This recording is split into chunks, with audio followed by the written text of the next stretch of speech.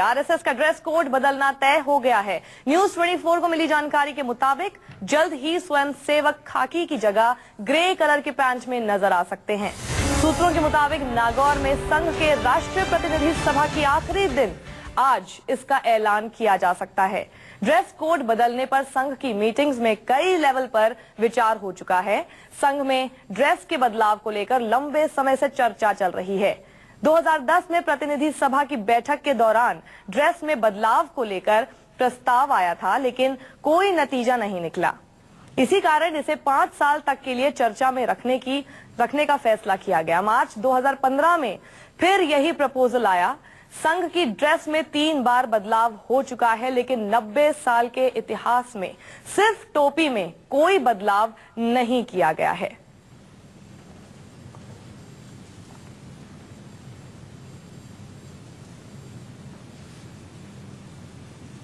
तो आप 2 तस्वीरें देख रहे हैं, हम आपको दिखा रहे हैं क्या था ड्रेस कोड पहले और अब क्या होने वाला है। हमें एक्सक्लूसिव जानकारी मिली है। आपको बता दें कि न्यूज 24 के पास ये एक्सक्लूसिव तस्वीर है जो आप अपनी टेलीविजन स्क्रीन के राइट दाएं तरफ देख रहे हैं। ऐसी हो सकती है ड्रेस, ऐसी होने वाली है ड्रेस और इसका ऐलान होगा। हमारे संवाददाता केजी शिवत्सन जुड़ गए हैं। शिवत्सन, क्या वजह मानी जा रही है कि आखिर पत्ते क्यों नहीं खोल रही है आरएसएस इस ड्रेस कोड को लेकर? जी देखिए, ड्रेस कोड के साथ आरएसएस की भावनाएं भी जुड़ी है, क्योंकि काफी सालों से इसी जो नेकर है उनकी उसी को पहना जाता रहा है। और जो आरएसएस के बड़े पदाधिकारी उन्होंने इसे शुरू में लागू किया था, जिसमें हेडगेवार साहब का नाम भी प्रमुख है। तो ऐसे में बहुत जल्दी बदलाव के लिए आरएसएस तैयार नहीं। हालांकि 5 साल पहले भी ये मुद्दा उठा था, लेकिन उस पर आम सहमति नहीं बन पाई। लेकिन ऐसा कहा जा रहा है कि युवाओं को जोड़ना है तो उन्हें फैंसी या आधुनिकता के साथ थोड़ा बहुत गणवेश होना चाहिए। और यही कारण है कि इस बार 5 सालों के बाद एक बार फिर से नेकर की जगह पैंट को अब आरएसएस में गणवेश के रूप में शामिल करने की बात उठी है। और इस पर आज चर्चा होकर दोपहर 12 बजे तक फैसला हो जाएगा कि आखिरकार बदलाव होगा, और बदलाव होगा तो वह किस तरह का होगा। श्रीवत्सन, शुरू में खबरें आ रही थी कि कई लोग हैं जो कि इसके खिलाफ हैं, इस तरह के बदलाव के खिलाफ हैं। तो क्या अभी भी कुछ लोगों का मानना है कि ऐसा नहीं होना चाहिए, ये बदलाव नहीं होना चाहिए? जी देखिए, संघ से जुड़े जो पुराने लोग हैं वे किसी भी तरह के बदलाव के पक्षधर नहीं है। उनका कहना है कि जो चल रहा है उसे ही चलते रहना देना चाहिए, क्योंकि आरएसएस में यदि शाखाओं में जाते हैं तो एक्सरसाइज कराया जाता है। तो ऐसे में जो उनकी जो वर्तमान गणवेश है नेकर, उसमें उन्हें आसानी काफी होती है। लेकिन तो नए पदाधिकारी नई सोच और आधुनिकता की बात कर रहे हैं इस संघ में। उनका यह कहना है कि युवाओं को जोड़ना है, क्योंकि नरेंद्र मोदी के अपने आप में काफी सपोर्टर बन गए हैं। और आरएसएस चाहती है कि जो नरेंद्र मोदी के सपोर्टर हैं उन्हें भी अब संघ की तरह आकर्षित करे, क्योंकि विचारधारा एक है। नरेंद्र मोदी खुद प्रधानमंत्री खुद कभी आरएसएस का हिस्सा रह चुके हैं।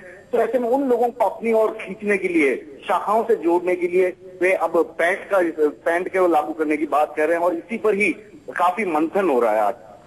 तो क्या इतने सालों में कुछ ऐसे स्टैटिस्टिक्स सामने आए कि जिसकी वजह से रियलाइज हुआ कि जो यूथ है वो इनके साथ जुड़ नहीं रहा है? जी बिल्कुल, देखिए, यदि मैं 2012 की बात करूं तो केवल 51,000 शाखाएं देश भर में चलती थी, और 2012 से 2015 के बीच में यह 54,000 हो गई। लेकिन नरेंद्र मोदी के प्रधानमंत्री बनने के बाद पिछले 1.5 साल में जो आरएसएस की शाखाएं हैं उसमें 5,500 से भी ज्यादा का इजाफा हुआ है। यानी कि इतना बड़ा इजाफा आरएसएस ने कभी नहीं देखा अपनी शाखाओं में, इतने छोटे वक्त में, इतने कम वक्त में।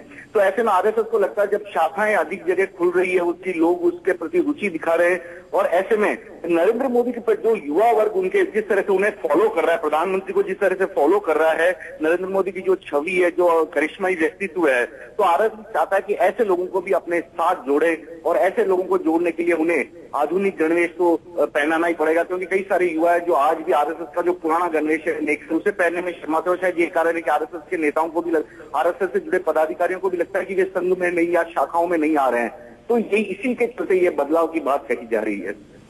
जी शिवत्सन, आप अभी आरएसएस के कार्यकर्ताओं के बीच ही मौजूद है। क्या वो इस तरह की कोई बात बता रहे हैं ऑफ द रिकॉर्ड कि कभी कुछ यूथ या युवा को जब वो कभी अपने साथ शामिल करना चाहते भी थे तो उन्होंने खास तौर पर ड्रेस कोड को लेकर सवाल खड़ा किया और कहा कि अगर इसमें बदलाव हो तो फिर भी हम आपको ज्वाइन कर सकते हैं?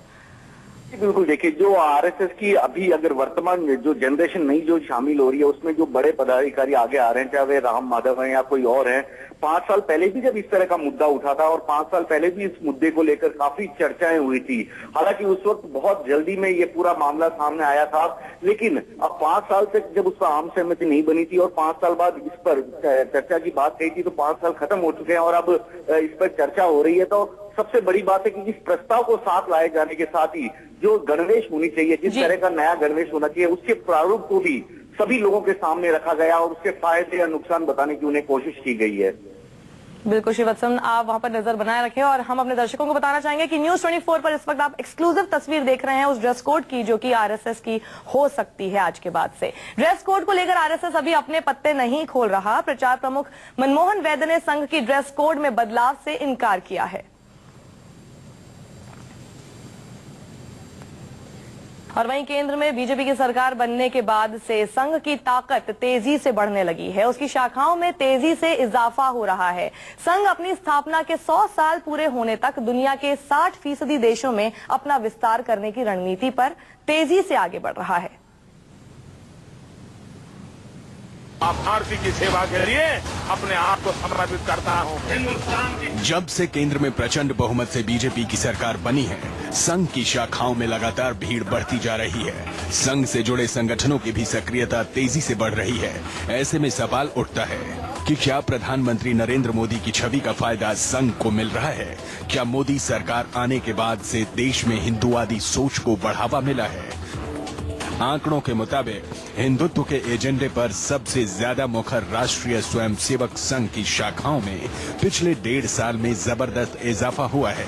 नागौर में संघ की प्रतिनिधि सभा में पेश रिपोर्ट में दिए गए आंकड़ों के मुताबिक 2012 से 2015 के बीच संघ की 10,143 शाखाएं बढ़ी। साल 2015 में शाखाएं बढ़कर 51,335 हो गई, तो साल 2016 में ये तादाद 56,569 तक पहुंच गई।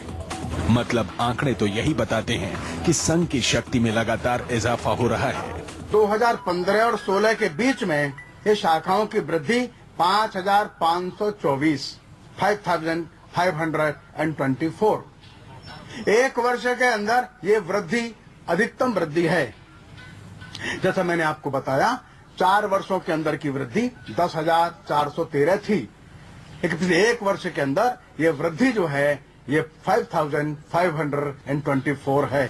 पूरा देश जानता है कि मोदी को प्रधानमंत्री की कुर्सी पर बैठाने के लिए संघ ने कैसे अपनी पूरी ताकत झोंक दी और संघ के इस अदृश्य शक्ति का बीजेपी को लोकसभा चुनाव में फायदा भी मिला। संघ के काम करने का तरीका बिल्कुल अलग है। इसका नेटवर्क हिंदुस्तान के कोने कोने में फैला हुआ है। अब संघ पूरी रफ्तार के साथ अपनी ताकत बढ़ाने पर लगा है। संघ से जुड़े लोगों की माने तो भारतीय समाज में गणवेश की कोई परंपरा नहीं होती, लेकिन एकता और अनुशासन के लिए डॉक्टर हेडगेवार ने संघ में इसे लागू किया। वे सोच के आधुनिक थे, यही कारण था कि उन्होंने धोती कुर्ता और टोपी को नहीं अपनाया। संघ में पहले मार्च पास्ट बैंड की धुनों पर नहीं किया जाता था, लेकिन अनुशासन के लिए उन्होंने इन विदेशी वाद्य यंत्रों को भी जगह दी। इतना ही नहीं, संघ ने अपने प्रचार शैली में भी बड़ा बदलाव किया है। उन सभी प्लेटफॉर्म को आरएसएस इस्तेमाल कर रहा है जिससे वो युवाओं से ज्यादा जुड़ सके, अपना विस्तार कर सके।